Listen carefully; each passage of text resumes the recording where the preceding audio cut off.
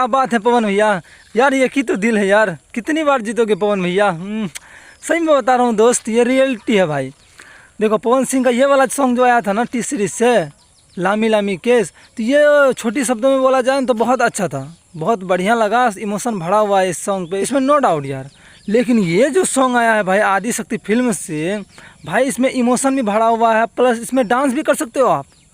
और एक जना के वीडियो आयल बड़सन देवी गीत, जना के बारे में पते नहीं के चलत कि साला ये देवी गीत हो कि डांसिंग करे वाला छिनरी वाला गीत हो भाई।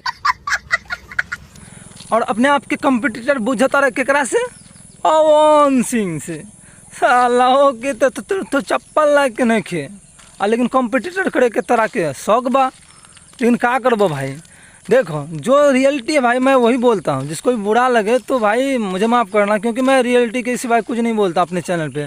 आप मेरे हर वीडियो को उठा के देख लीजिए, मैं रियलिटी के सिवाय कुछ बोलता ही नहीं हूँ। गलत बोलने से पहले मैं 10 बार सोचता हूँ, ठीक है।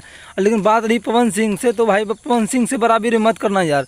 किसी भाई ने देखा है यूट्यूब शॉर्ट पे, वो पवन सिंह का सॉन्ग चलाता है, उसके बाद खेसारी लाल का सॉन्ग चलाता है बराबरी करने का, तो मैं उनसे बोला कि भाई पवन सिंह का बराबरी खेसारी लाल से मत करो यार, नीलकमल सिंह खेसारी लाल से बेहतर है, उनसे कराओगे तो थोड़ा चलेगा।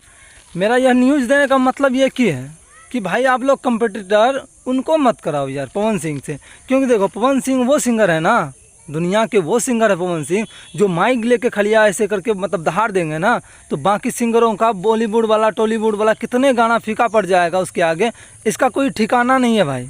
ठीक है, आशा करता हूँ कि वीडियो पसंद आया होगा तो वीडियो को लाइक करके चैनल को सब्सक्राइब